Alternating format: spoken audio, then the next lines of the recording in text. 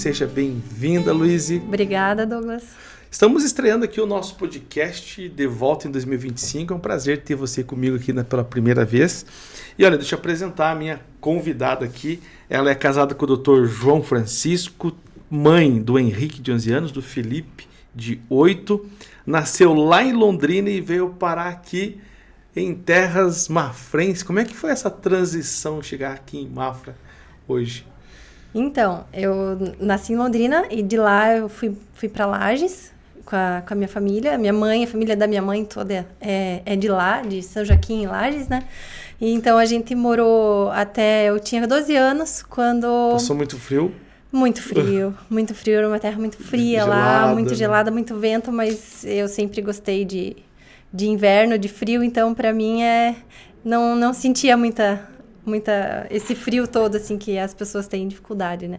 E então, com 12 anos, acabei vindo morar em Mafra, porque minha família toda é daqui, do meu pai, né? Foi uma família bem tradicional, né? O Joaquim Teixeira Saboia, tem até uma rua aqui, foi acho que o segundo prefeito de Rio Negro, meu bis até travou. Então, a gente acabou vindo para cá, com 12 anos eu vim para cá e terminei a escola, saí para estudar e... retornamos para Mafra para exercer a medicina aqui, né? O Dr. João, né, o seu esposo, ele é muito carismático, ele é um cara que sempre está sorrindo, Sim. Né? Tem um diferencial. Como que é ser esposo de um médico assim? Olha... Que deve ser muito paparicado na rua também, né? As pessoas, Dr. Francisco. Sim. Como que é? Ele é muito paparicado, né? Pelos pacientes dele. Ele tem um carisma, ele nasceu para isso, né? Mas às vezes eu brinco que eu queria ser casada com um médico, né? Porque as pessoas às vezes são um pouco diferentes, né? Na vida pessoal, né? Ele é, nosso marido, muito bom, espetacular, assim, né? Mas como médico é excepcional, né? É fora da curva. É fora da curva, assim, né? Então, mas em casa, assim, também não deixa de ser, sabe? Ele é... Só que, às vezes, ele é muito sugado pela medicina, muito sugado por tudo. Quando chega em casa, tá cansado, né? Então, assim, e eu também, né? A parte da medicina consome um pouco a gente, né? Lidar, assim, com pessoas e vidas e doenças, né? Então, você chega em casa, às vezes você tá, assim, cansado, ainda tem que, né? Cuidar dos filhos, dar atenção, fazer tarefas e todas as tarefas domésticas, né? Então, mas assim, via de regra, a gente dá bastante conta, assim. Trabalhar. Ô, Luiz, agora sim, você falou uma coisa interessante, eu queria estar casada com médico, porque a gente veste uma máscara, né? A gente sai de casa com uma máscara. Sim. Né? E essa máscara, ela às vezes nos protege e às vezes nos aprisiona. Como que é para você essas máscaras que a gente cria, que a gente vive? Então, eu acho que elas, por um lado, são necessárias, né? Para a gente ter essa convivência em sociedade, né? Então, eu acho que faz parte das relações interpessoais, né? Convivência em sociedade, em comunidade, né? Às vezes você tá num dia muito ruim, você tá triste, você tá revoltado com a vida e você sai pro teu trabalho e se você expor tudo aquilo que você tá sentindo no momento, o teu trabalho, muitas vezes você tá trabalhando com pessoas, teu trabalho não vai fluir, né? Você vai brigar, você vai se desentender, né? Você é pastor, né? Pastor. Você, quando tá num dia ruim, você vai pra tua igreja e você tem que pregar a palavra, né? Se você não mudar, às vezes, não separar a parte pessoal da parte profissional, né? Como que você que o Espírito Santo vai descer sobre você para você falar para aquelas pessoas? Às vezes, o que tá no teu coração é uma coisa diferente, né? Então, você tem que colocar aquela máscara, né? Rezar e pedir que aquilo seja bom para as pessoas, né? Que você consiga pregar a tua palavra, assim como nós na medicina ou no trabalho, qualquer pessoa que vai exercer essa profissão, né? Bem exercida, né? Então a gente tem que colocar as nossas máscaras e esconder um pouco o que está dentro, né? O que está no sentimento para poder ter essas boas relações com as pessoas, né? Você fala da máscara e realmente em vida e regra ela é assim. Porque eu tenho várias funções, por exemplo, aqui no jornal eu sou jornalista, né? as pessoas me conhecem como jornalista, Sim. mas eu também sou empresário. Então eu sou o que coordena tudo isso. Então Sim. tem horas que agora eu vou vestir, né, o óculos do jornalista. Sim. Daqui a pouco eu sou empresário. Na associação empresarial que eu estou presidente esse ano, eu sou o presidente. Então, assim, Sim. e são funções completamente diferentes, né? E então, aí... no meu caso, eu chego no hospital, eu sou a responsável técnica do setor, daí eu tô em casa, eu tenho o papel da esposa, daí daqui a pouco chegam as crianças, eu tenho o papel da mãe, depois chegam meus pais, é o papel da filha. Então, assim, você tem muitos papéis a desempenhar, né? E você tem que estar, assim, muitas vezes com um sorriso no rosto, né, com o coração sempre pronta, né, para principalmente mulher, né, que tá ali fazendo 1001 coisas, né, então sempre pronta para ajudar, né, então às vezes é complicado, né, então você precisa às vezes de um tempo para você ir, mas é muito difícil isso acontecer, né, Sim. então talvez não sejam máscaras, sejam papéis mesmo que a gente desempenha, né? Então, que são fundamentais para a convivência. Né? Você sabe que uma coisa que me chama a atenção nessa vida religiosa que eu também vivo, porque assim, dentro do mundo evangélico, existe uma máscara muito grande, né? Porque justamente por isso, porque a gente precisa mostrar para as pessoas que sempre está bem, está tudo 10, que a gente é quase que Deus é bom, que Deus é bom, ótimo. que Deus é perfeito, Sim. que Ele só faz coisas boas pra gente, né? Sim. Teve uma vez um pastor que falou pra mim assim, que ele estava em casa e tocou um telefone, né, de um casal que estava indo casar, queria convidar ele pro casamento, que Deus é bom, maravilhoso, trouxe a pessoa da minha vida. Aquele casal desligou, o telefone tocou, era um outro membro da igreja, dizendo que não queria mais saber de Deus, que Deus havia decepcionado eles, que tinha perdido o único filho que eles tinham. Então, essa questão é uma dualidade muito forte. Né? É uma dualidade muito forte. O que eu aprendi pra mim, e eu tenho, assim, tentado não vestir essa máscara, porque assim, a tentação em você vestir a máscara é muito forte. Sim. Né? Porque a máscara, ela te protege. Mas o que eu tenho feito? Eu aprendi que mais importante do que você fazer as coisas para Deus, você fazer com Deus. Mais do que você fazer a obra de Deus, você caminhar com Deus.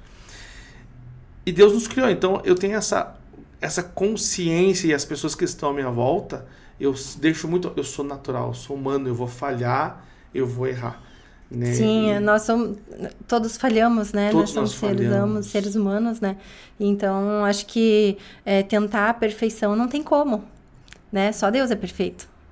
E isso acho que é uma falha nossa, né? Porque eu vejo as mulheres também, a minha esposa, nasce um pedacinho de uma ruga, meu Deus, desespero, né? Eu acho que pra mulher, pra mulher é horrível fazer foto de mulher. Então, Sim, eu sou jornalista há 20 anos, cara, eu vou fazer uma foto, pego o celular, tá feito, mulher tem que ver o cabelo, tem que ver se ficou boa a foto. É uma loucura esse mundo feminino, né? Antes de eu estar aqui, eu fui no banheiro, olhei o cabelo, olhei a maquiagem estava em ordem, né? Porque eu peguei chuva lá fora agora. Então, pra mulher é muito complicado, porque você tem que, além de tudo, de desempenhar todos esses papéis que a gente tá conversando, né? O papel você tem que estar bonita, você não pode estar... Tem que não, mas assim, tem mulheres que se sentem melhor, assim, estando arrumadas ou maquiadas, né? Tem mulheres que não se importam, né? E tá tudo bem. Né? Tá tudo bem, tem mulheres que se importam, tá tudo bem. Eu acho que você tem que fazer o que te deixa mais feliz, né? O que te deixa feliz com aquilo. Se aquilo te deixa infeliz, essa busca pela beleza, essa busca pelo perfeito te deixa infeliz, não tem por que ficar escravo disso, né? Acho que a gente tem que fazer o que a gente se sente bem, né? Então, é muito complicado quando você não se sente bem com aquilo, mas você é obrigado a seguir aquele padrão de beleza, né? Por um motivo ou por outro, né? Então, e da mesma maneira como a mulher tem essa responsabilidade, já a responsabilidade do homem já é diferente, né? Assim, até o padrão da beleza, tudo bem, mas o homem você tem família, né? Como que você se sente, assim, sendo responsável por tanta coisa, né? A Rio Mafra Mix, é empresário, é uma igreja que você tá fundando, né? Então, assim, e ao mesmo tempo o sustento, né? Da família, sua esposa, né? Então, assim, deve ser difícil para você também fazer desempenhar todos esses papéis, né? E ainda tem que cuidar de si, da imagem. Da imagem, da opinião dos outros, o que os outros estão falando, pensando. Isso deixou de me incomodar já há um bom tempo. Né? Porque quando você vai olhar para a opinião dos outros, você se desespera, né? Cada um tem a sua tarefa. Né? Cada um tem a sua tarefa. Na verdade, um dos segredos da felicidade é a divisão de tarefas. É a divisão de tarefas. A minha tarefa é trabalhar. O que ele vai pensar... Eu tô aqui hoje conversando, o que as pessoas vão pensar não é tarefa minha, é tarefa deles, é problema deles, né? Se vão criticar ou não vão criticar, né? É a distribuição de tarefas. Então, a gente se preocupa muito com a tarefa dos outros. Exatamente. Né? Com a tarefa dos outros, a gente vê pelos filhos, né? A gente fica em cima dos filhos, você tem que estudar, você tem que fazer isso, você tem que ir bem e tal, é uma tarefa dele, né? Mas é muito difícil, eu digo por mim, eu tô falando, mas nem sempre eu faço, né? Mas a teoria é muito bonita. Né? Agora, como que você vê essa questão, essa linha, né? Porque ela é uma linha muito tênue entre aquilo que é natural, aquilo que é normal, aquele cuidado com a beleza que ele é natural, salutar, e quando vira doença. Você já parou para pensar nisso? Daí vai para a área da patologia, né? Por exemplo, vamos pegar o exemplo do corpo, né? Do corpo físico, assim, quando passa para patologia, já entramos, por exemplo, na área bulimia ou anorexia, né? O padrão de beleza, mulher magra, né? Que a gente vê na TV, né? Eu mesma luto a vida inteira, né? Contra a balança, né? Mas, e é muito difícil hoje em dia, com tanta medicação, você fazer isso de forma saudável, né? Então, eu venho já há alguns meses, né, reeducando a alimentação, né, com nutricionista, academia, personal, né? E é muito difícil o dia a dia, a persistência, né, dessa educação alimentar e cuidado físico, né? Então, e as pessoas nem sempre têm a persistência de esperar acontecer, querem, assim, é o imediatismo, né? Eu comecei a dieta hoje, eu já quero emagrecer para a semana que vem, tá bonito, então paro de comer, eu como só proteína, já emagreço, mas volta, eu sei porque eu já fiz isso, né? Então, se você tem, é devagar e sempre, como tudo na vida, né? Agora, acho que para você deve ser o ó do Borogodó, porque, por exemplo, você falou, eu sou pastor, né? Eu fui ordenado em 2016. Mas eu tenho uma vida religiosa desde que eu me conheço por criança. Sempre fui muito religioso. E qualquer coisa errada que eu faço, por exemplo, mas você é pastor, você, né? Você é religioso, não é isso que você prega. Agora, para você que é médica, também tem uma pressão em cima, não tem? Da parte religiosa, você Não, diz? da parte... Você acabou de falar da questão da reeducação alimentar, né? Esses cuidados que muitas vezes você, lá pro teu paciente, você conversa, fala... Também respinga em você também esse exemplo de... Ser um exemplo para as pessoas? Exemplo para as pessoas. Com certeza. Eu não tenho tanto contato, assim, com os pacientes por causa da minha área, né? Eu fico mais ali na área técnica. Na parte dos exames no computador, né? Então, quando eu faço ultrassom, sim, né? Então, a gente tem que estar bem apresentável, né? Então, você vai fazer um exame no paciente, você tem que... Mas eu acho que mais ainda do que você estar apresentável fisicamente é você abrir um sorriso, porque a pessoa está ali, a pessoa está doente, né? Chega a fazer um exame já aflita e você já chega... Pode estar mais arrumada possível. A elegância, eu sou católica, né?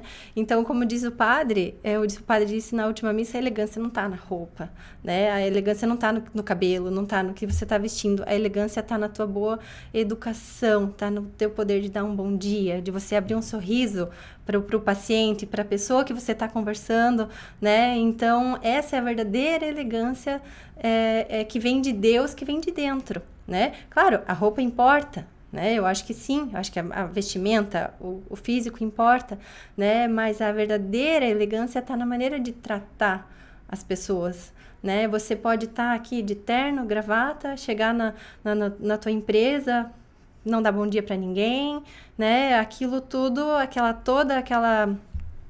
beleza é uma aparência e todo mundo vai olhar e vai, no fim das contas, te achar feio ou começar a ver todos os teus defeitos, né? Devido ao maltratamento que você dá para as pessoas, né? Então, acho que é um conjunto, né, de elegância, tanto vestimenta, tanto cuidado físico, quanto cuidado com como você trata as pessoas, né? Então você não tem esse problema de ser médica e ser cobrada por um padrão? Não, nunca teve esse problema. Não, eu me cobro porque eu sempre me cobrei. Sempre me cobrei. Eu sempre fui gordinha quando era pequena, né? Então, e eu era, às vezes, a mais gordinha da turma, né? Então, tem foto dessa época? Tenho. Produção, acha essa foto para nós. Tenho. Então, eu era muito gordinha, né? E uma vez eu tava num balanço e um menino passou assim, você vai quebrar o balanço. Nunca mais esquece. Eu nunca mais esqueci do menino. Eu devia ter uns 8 anos e eu tava naquele balanço e eu acho que foi depois daquilo. Obrigada. Que eu comecei ali, uns 10, 11 anos, a controlar a alimentação mesmo. Já desde pequena. Nunca fui, assim, de ser drástica. Parei de comer. Mas eu parei, assim, de comer tanto doce, tanto lanche, tanto refrigerante, né? Então, eu sempre me preocupei, assim. Mas não é uma coisa que domina a minha vida.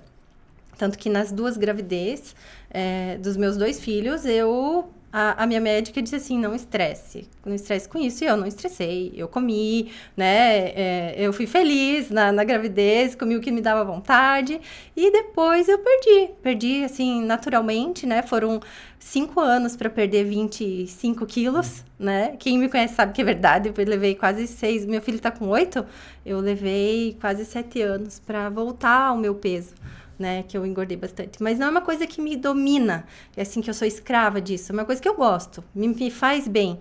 Então, assim, se você me pergunta... Tudo é difícil, né? Qual é o teu difícil? Né? O meu difícil é ser gordinha, não gosto, né? Então, assim, eu prefiro não comer, você às tem vezes... que dar essa receita, porque eu preciso perder 26 quilos. 26 quilos? 26 quilos.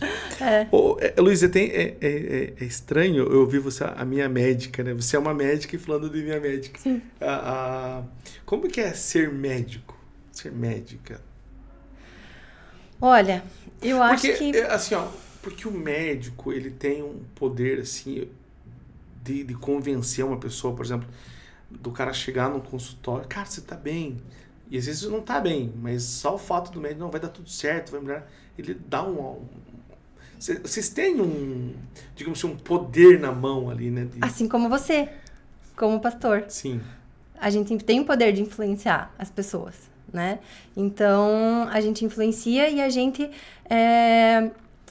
não é manipular, porque a manipulação é uma coisa que você faz pro lado ruim, né? Sim. A gente convence as pessoas, é uma outra palavra que eu me esqueci agora, mas você convence as pessoas, você influencia as pessoas para coisa boa, né? Assim, eu quase não tenho, como eu te falei, não tenho muito contato, mas eu vejo pelo João, né? Ele é um cara é um médico muito correto, né? Então, assim, você tem que operar porque vai ser o melhor para você, né? Você tem que fazer essa cirurgia porque é o melhor para você. Ele jamais vai indicar uma cirurgia que não deva ser indicada, né? Então, então lidar com essas pessoas, influenciar essas pessoas, a gente tem o poder de influenciar para o bem e para o mal, que é a manipulação, né? Então, assim, se você quiser manipular as pessoas que estão lá tendo fé em você, você consegue manipular, coloque em R$50 cada um aqui que você vai garantir a tua vaga no céu, né? Então, se você também tem esse poder, né? Então, é um poder que a gente tem na mão, né? Então, como que você se sente com todo esse poder? Você usa isso pro bem ou pro mal? Aí você vai fazer a escolha de como que você quer fazer. E aí vem o teu caráter, as virtudes, o que você segue. Tem uma passagem na Bíblia que eu estou estudando agora, é de Jacó. Jacó, ele tem um encontro com Deus e a Bíblia diz que ele passa a noite inteira lutando com Deus. E ele vence essa luta, né? É meio que utópico se falar isso, né? Um cara que vai lutar com Deus e vence. E eu tô lendo um livro agora que ele trata essa parte, ele fala assim, que Deus, ele deixa a gente vencer as lutas, né? Deixa a gente vencer, porque a Acho que isso faz parte da nossa essência, da nossa motivação de vida. Sim. Né? Essa vencer. Você tem a opção de manipular para o mal, de fazer Sim. as pessoas... De você ganhar dinheiro com aquilo que a gente tem. Mas é temporário. Porque se você não está cumprindo os princípios, a tua vida vai dar errado. Vai dar errado. Né? A tua vida, de alguma maneira, em algum ponto da tua vida, ela vai dar errado. Se você não cumprir os princípios de Deus. Né? Então, assim, eu acho que ter fé, né? Que o ter fé é alguma coisa não concreta, né? Você tem fé naquilo que é uma coisa que não existe. Né? Mas que você tem fé que vai, você tem fé em Deus, né? Que você, não que não existe, mas que você não consegue ver. E pegar, você só acredita, simplesmente acredita, né? Então, só que a partir do momento que você tem fé e você vê aquela coisa acontecendo, você vê que aquilo é real, não é uma coisa irreal, né? Então, assim, a força da fé, eu acho que é muito, muito forte, né, assim, na vida das pessoas que possuem, né, essa Luiz, fé. como que foi para você a religiosidade? Como que você se descobre na religião? Eu fiquei muito tempo numa inércia religiosa, sabe? Então, assim, minha família é católica, né? Eu sempre fui batizada, fiz a comunhão, fui crismada. E saí para estudar, né? Então, assim, naquela loucura de estudar, e medicina, e residência, e volta, e trabalha, e daí, quando a gente voltou de Curitiba para cá, que eu tive as crianças, eu disse, não, vamos, a gente começou a fazer parte da igreja luterana, aqui de Rio Negro, né? Gostava muito da igreja luterana, né? E as crianças iam no culto infantil, até porque a família da minha cunhada era dali, a gente foi em alguns cultos, gostamos, né? E fez parte dessa igreja luterana. Mas a minha infância toda foi católica, né? E teve um dia, faz um ano, mais ou menos, que eu estava em Curitiba e eu fui assistir uma missa. E eu comecei a chorar no meio da missa, na hora do Pai Nosso, na hora de me ajoelhar, sabe? Porque eu senti que a minha fé estava ali. Tava ali, né? Então, não que a igreja luterana é maravilhosa, né? Todas as, assim, eu acho que até quem não acredita em Deus e segue os princípios e tem as virtudes, né? Então, acho que não tá só na igreja e só nisso, né? Mas, para mim, Louise, na católica, quando eu sentei e me ajoelhei de novo, depois de muitos anos, né? A minha fé voltou muito, assim, né? Então, acabei voltando me reconvertendo para a igreja católica e eu decidi, não, já que eu vou voltar, eu vou estudar. Né? Então, comecei a estudar livros, né? Não só sobre catolicismo, mas sobre Deus, sobre filosofia, sobre...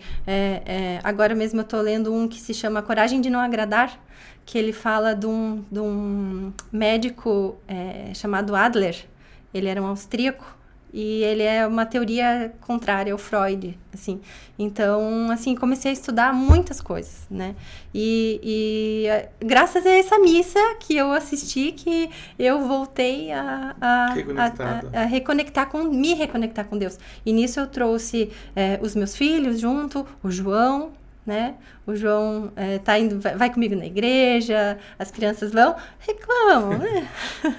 Mas o Henrique tá indo na catequese, então, assim, às vezes eu escuto ele no quarto dele, tem um jogo importante, assim, ele reza o Pai Nosso, ele pede para Deus, ele se ajoelha, ele vê a Bíblia comigo. Não, assim, não tô dizendo que ele é o dia inteiro assim, mas quando precisa, assim, quando ele é uma criança, mas que, assim, a nossa influência sobre as crianças, né? Você tem filhos? Tenho 2. Então, como que é com as tuas filhas nessa parte religiosa? Você que é... Olha, a religião, para mim, ela foi uma coisa assim muito forte, porque eu tenho ela como missão, né? Então, o meu sonho é finalizar a minha carreira 100% na igreja, fazendo essa missão, né? Eu vejo que ela tem uma missão. A missão que eu vejo hoje, e até o motivo dessa igreja que a gente está plantando agora, é porque, assim, Luísa, as pessoas mudam ao longo do tempo, né? E a igreja tradicional hoje, seja evangélica, seja católica, ela não está conseguindo absorver essa nova geração, porque muda conceito, muda a forma de agir. A palavra de Deus continua a mesma, mas, assim, se você for ver a igreja como era lá no quarto século para hoje é uma igreja totalmente diferente. A igreja que foi na Idade Média é totalmente diferente. A igreja que foi há 10 anos atrás já não é mais a mesma. Ela já não se comunica mais com essa nova geração. Então, como se comunicar? Agora, tem uma coisa assim que eu tenho levado para mim, é que se Deus está comigo, por exemplo, eu não consigo ver desafio maior assim do que você... Deus está contigo. Porque a partir do momento que você tem uma fé viva, que você tem esse compromisso com Deus, as pessoas que estão à sua volta, elas começam a absorver isso. Então, para mim, nunca foi difícil para mim, tem que ir na igreja, tem que ler, tem que orar. Porque para mim sempre foi isso. Sim. Elas, tipo assim, na igreja, eu nunca fiz, vamos na igreja hoje. Elas estão vindo. É como um copo, né? Você vai enchendo e ele transborda. Quando você se enche de Deus, você transborda ao teu redor. Né? Então, é sobre isso, né? E a medicina, os médicos... Até o João uma vez me disse, ele falou, é muito difícil para mim ter essa ideia de Deus que você tem, essa força que você sente, talvez essa fé que você tenha, porque o médico é muito objetivo, é muito cético, é muito racional, vamos dizer assim, né? Então, em Deus você tem que crer numa coisa que você não, como eu falei, não vê, né? Mas isso, Luiz, é só a ter a experiência que você e eu tivemos.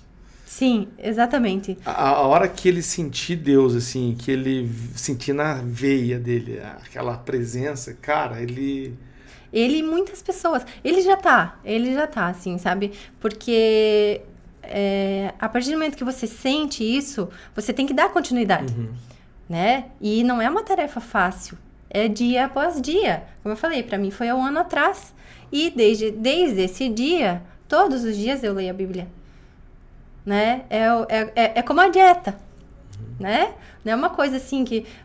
decidi fazer dieta, aí eu vou no mercado, né? Gasto lá uma fortuna em comidas light, né? Pego o personal, vou na academia, vou todos os dias na academia, ponho peso, aí me machuco, aí no outro dia eu fico doente, daí abandono a academia.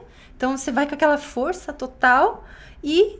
Dali a pouco você desiste, né? Então, você tem que começar de pouquinho, né? De pouquinho eu quero ter uma vida em Deus. Como que eu começo, né? Eu quero ter essa fé, eu quero sentir isso. E isso preenche, isso dá felicidade, né? Então, assim, as coisas materiais é bom. Mas a verdadeira felicidade, assim como você deve sentir, eu sinto, a verdadeira felicidade você só preenche com Deus. Então, mas assim, hoje eu vou pra igreja todo dia, né? Vou pro culto todo dia, vou lá ouvir o Douglas falar, né? Vou lá ouvir o Padre Valmir falar, todos os dias agora eu quero ir lá.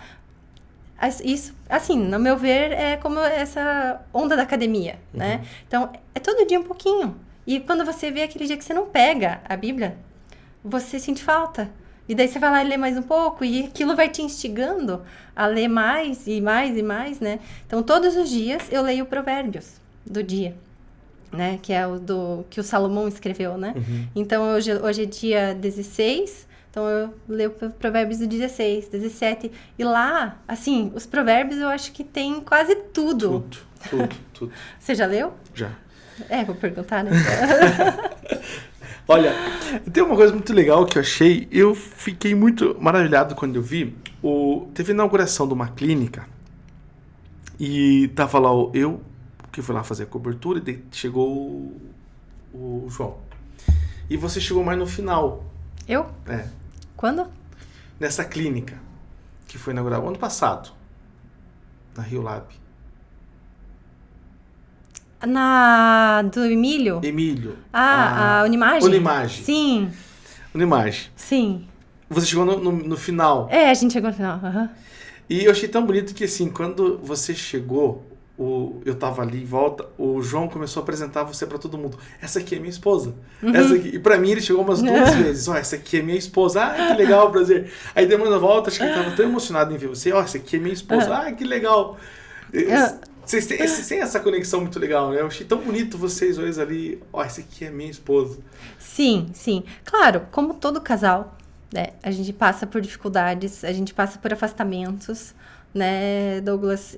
Isso faz parte do casamento. Quem nunca viveu isso, às vezes não viveu um casamento de verdade, ou alguma coisa tá acontecendo. Porque casamento é renúncia, né? Casamento é uma cruz. Eu digo que é uma cruz que a gente carrega pra vida. Sim. Né? Então, assim, você tem que renunciar e você tem que se sacrificar. É sacrifício. Quase nunca vai ser sobre o que você quer.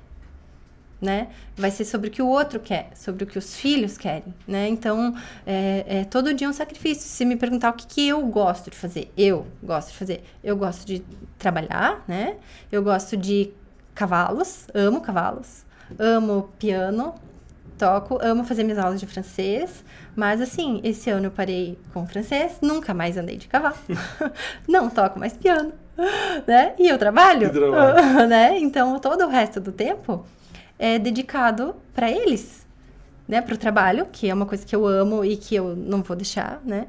E para a família, né? E abro mão de mim. E muita gente faz isso. Sim. Na verdade, a maioria das pessoas fazem isso, né? E a pessoa do casal que não entende que o casamento é um sacrifício, é uma renúncia, você não pode comprar... Tem uma Porsche Cayenne, o João quer uma Porsche Cayenne já faz tempo.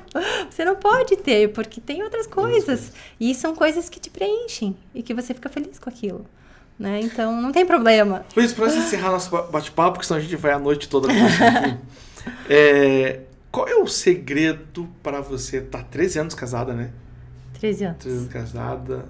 E como é que é o segredo para manter esse casamento cada vez melhor, bonito? Olha, eu vou te dizer que é muita resiliência. Fala pras mulheres agora. Pras mulheres? Fala pras mulheres. Tá. Eu acho que para manter um casamento, tá? Digamos assim, pra mulher manter um casamento é o sacrifício, né? Mas, acima de tudo, você tá bem com você mesma naquilo que você tá fazendo. Você tá feliz com aquilo que você tá fazendo, você tá vivendo completa com aquilo que você tá fazendo, né? E se ficar em casa, cuidando de casa, do marido, do filho, tá sendo bom e tá te completando, ok, sem problemas, sem pressões da sociedade que mulher deve sair, mulher deve trabalhar, mulher deve ser independente. Se você gosta de estar em casa, né, e você tá feliz com aquilo, você vai transbordar alegria para tua família, porque a mulher edifica o lar, né? A mulher sabe edificar o lar. Então, cada uma tem o seu estilo. Então, você tem que fazer como você se sentir melhor, né? Quer trabalhar? Trabalha fora, né? Quer ser independente? Lute para ser independente, né? Da melhor maneira que encontrar, mas não pode desistir do que você quer, desistir dos teus sonhos, né? Sempre, claro, você tem que se sacrificar pela família, mas eu acho que, e acima de tudo, Deus. Tem que ter Deus no lar, né? Então, quando Deus não está presente, outras coisas tomam conta, e quando você abre o olho, aquilo tá saindo do teu controle. Entendeu? Então, eu acho que, acima de tudo, você tá bem com você mesma, seja fisicamente, seja profissionalmente, seja no lar, e ter Deus no lar, ter Deus na família.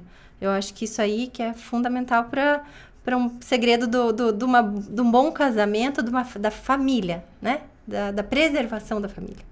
Né? Porque Deus salva tudo. Né? Todos os problemas, basta você acreditar, ter fé e agir, né, em Deus, que as coisas vão dar certo. Me pergunta o que tem que ser para ser feliz no casamento para os homens. Eu ia perguntar isso.